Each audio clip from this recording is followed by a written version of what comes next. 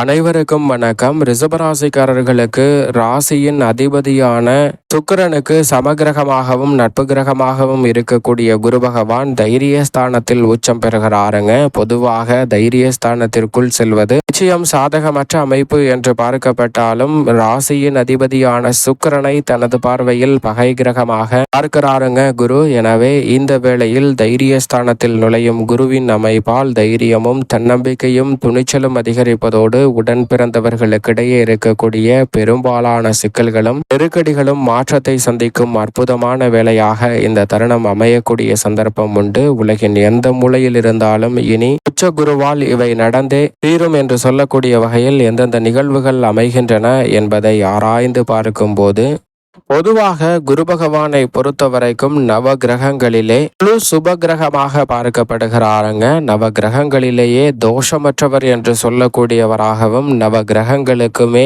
ஆசானாகவும் திகழக்கூடியவர் தான் குரு பகவான். அப்படிப்பட்டவர் இந்த வேளையில் உச்சம் பெறுவதால் நீங்கள் எதிர்பார்ப்பதை விட மிகப்பெரிய அளவிலான வாய்ப்புகள் உலகின் எந்த மூலையில் இருந்தாலும் இந்த தருணத்தில் உங்களை தேடி வரப்போகிறது. அதோடு மட்டுமல்லாது குரு உச்சத்தின் காரணமாக இனி இது ஒவ்வொன்றாக நடந்தே தீரும் என்று சொல்லக்கூடிய வகையில் சிறப்பான வாய்ப்புகளை ஏற்படுத்தி கொடுக்கிறாருங்க.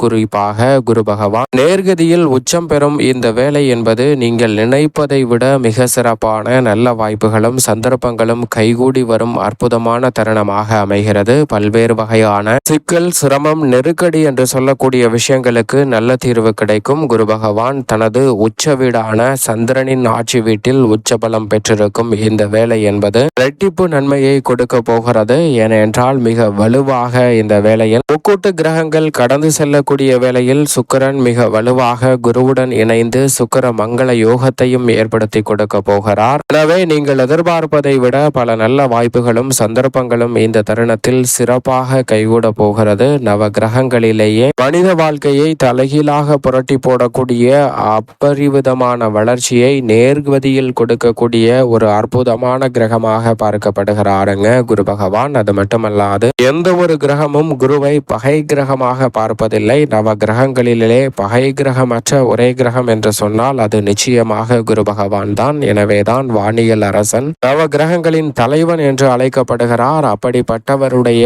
பார்வை படக்கூடிய வேளையில் நமது வாழ்வில் சந்திக்க வேண்டும் என்று நம்மளை துரத்தி கொண்டிருந்த பல வகையான சிரமங்களும் விலகக்கூடிய நல்ல சந்தர்ப்பம் நிச்சயமாக உண்டு. நீங்கள் நினைப்பதை விட குரு பார்க்கின் கோடி நன்மை என்று சொல்லக்கூடிய வகையில் சிறப்பான வாய்ப்புகளை சந்திக்கும் தருணமாகவும் இந்த வேலை அமைய போகிறது. குருவின் உச்சத்தின் காரணமாக இந்த வேளையில் தொழில், வியாபாரம், உத்தியோகம் என பல பணிகளில் உச்ச நிலையை அடையக்கூடிய வகையில் சிறப்பான வாய்ப்புகள் அடுத்தடுத்து நிறைவாக கிடைப்பதற்கான முதன்மையான அதிர்ஷ்ட யோகம் உண்டு. அதோடு மட்டுமல்லாது எதை எப்படி செய்ய வேண்டுமோ அதை அப்படி சிறப்பாக மாற்றி கொடுக்கக்கூடிய நல்ல சந்தர்ப்பத்தை உருவாக்கி கொடுக்கிறார். உதாரணமாக ஒரு கதை ஒன்றை பார்ப்போம். ஒரு துறவி ஒருவர் இருக்கிறார். அவர் தன்னுடைய பயணம் ஒன்றை மேற்கொள்கிறார். அப்படி பயணம் மேற்கொண்டு மீண்டும் திரும்பி கொண்டிருக்கக்கூடிய வேளையில் ஒரு ஆற்றை கடந்து செல்ல வேண்டிய ஒரு சூழல் ஏற்படுகிறது. அப்போது ஆற்றை கடந்து செல்லும் போது பல பயணிகள் அந்த படகில் வருகிறார்கள். அப்படி பல பயணிகள் வரக்கூடிய வேளையில் ஒரு நபர்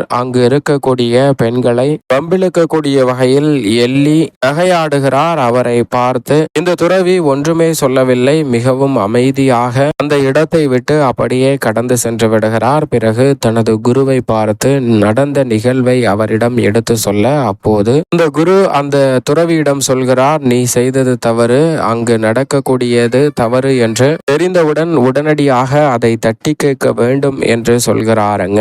அப்போது பல சீடர்கள் அந்த இடத்தில் அந்த அறிவுரையையும் போதனையையும் கேட்டு தெளிவான மனநிலையுடன் அங்கிருந்து செல்கிறார்கள். இதே போன்று இன்னொரு சீடர் ஒருவர் பயணங்கள் செய்து அதே ஆற்று வழியாக கடந்து வரும்போது அதே நபர் மீண்டும் இந்த தருணத்தில் படகில் வரக்கூடிய அந்த நபர் பெண்களிடம் கேலி செய்து அவர்களை வம்பிழுக்கிறார். அப்போது இவருக்கு மிகுந்த கோபம் வந்து அவரை அடிப்பது போல் கையை ஓங்கி கொண்டு அவரை நோக்கி செல்ல அந்த நபர் பயந்து அப்படியே அவர் செய்த சேட்டையை முடக்கி கொண்டு அங்கிருந்து அந்த நபர் சென்று விடுகிறார். இந்த நிகழ்வை குருவிடம் வந்து இந்த சீடர் சொல்ல அந்த சீடரிடம் குரு சொல்கிறார், துறவியாக இருக்கக்கூடிய உனக்கு நிச்சயமாக கோபம் வரக்கூடாது, கோபத்தை குறைத்து கொள் என்று சொல்லி அறிவுரை சொல்கிறார். இதை கேட்டவுடன் அங்கிருந்த சீடர்கள் அனைவருமே, குருவே, முன்பு அதே நிகழ்வு ஒருவருக்கு நடந்தபோது அமைதியாக இரு என்று சொன்னீர்கள், ஆனால் இப்போது அதே நிகழ்வை தட்டி கேட்டதற்கு தட்டி கேட்க கூடாது,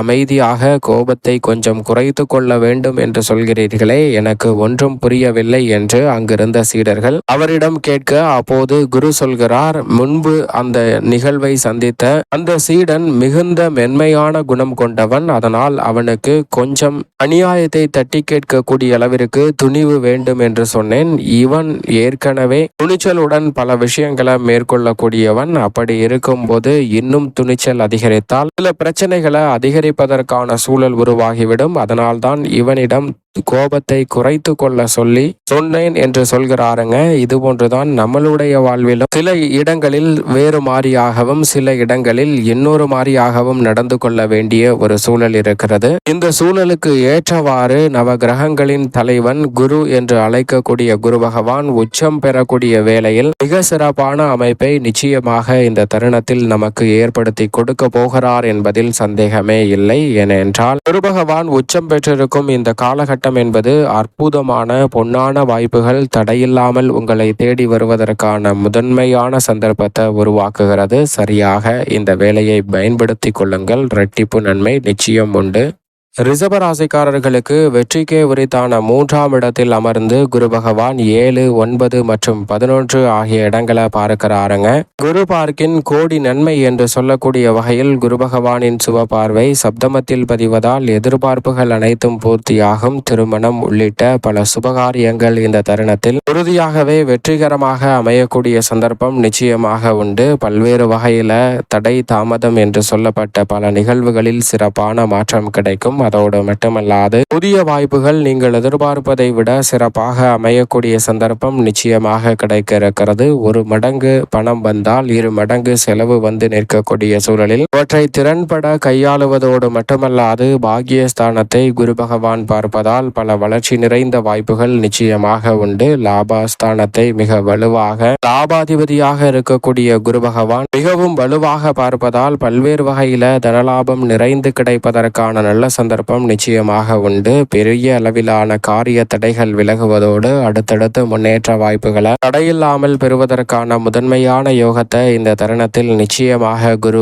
ஏற்படுத்தி கொடுக்கிறார். ஆனால் தைரிய ஸ்தானத்தில் இருப்பதால் இந்த தருணத்தில் எடுத்தோம் கவிழ்த்தோம் என்று எந்தவிதமான பணிகளையும் மேற்கொள்ளாமல் நிதானத்துடன் நடந்து கொள்வது பல நெருக்கடிகளை விலக்கி சிறப்பான முன்னேற்றத்தை நிச்சயமாக ரிஷபராசிக்காரர்களுடைய வாழ்வில் ஏற்படுத்தி கொடுக்கும் என்பதில் சந்தேகமே இல்லை. அது மட்டுமல்லாது குரு பகவான் உச்சம் பெற்று மிக வலுவாக வலம் வரக்கூடிய வேளையில் நீங்கள் எதிர்பார்த்தபடியே உங்களது திறமை 2 மடங்காக அதிகரிப்பதோடு மட்டுமல்லாது இரட்டிப்பு வருமானம் உயரக்கூடிய வகையில் மகிழ்ச்சி நிறைவாக கிடைக்கக்கூடிய வகையில் அடுத்தடுத்து சிறப்பான வாய்ப்புகள் இந்த தருணத்தில் கைகூட போகிறது. வாங்கிய இடத்தை விற்றுவிட்டோமா என்று எண்ணி கவலைப்பட வேண்டாம். புதிய அசையும் அசையா சொத்துக்களை வாங்கக்கூடிய முதன்மையான அதிர்ஷ்ட யோக வாய்ப்புகள் இந்த தருணத்தில் நிச்சயம் உங்களை தேடி வருகிறது. மேலும் இந்த தருணத்தை சாதகமாக மாற்றிக்கொள்ள உலகின் எந்த மூலையில் இருந்தாலும் ரிஷபராசிக்காரர்கள் வாரத்தில் வியாழக்கிழமை விரதமிருந்து அருகாமையில் உள்ள குரு பகவான் ஆலயம் சென்று தொடர்ந்து 9 வாரம் தீபம் ஏற்றி வழிபாடு செய்யுங்கள். மிகப்பெரிய அளவில் சிறப்பான வளர்ச்சியும் முன்னேற்ற வாய்ப்பும்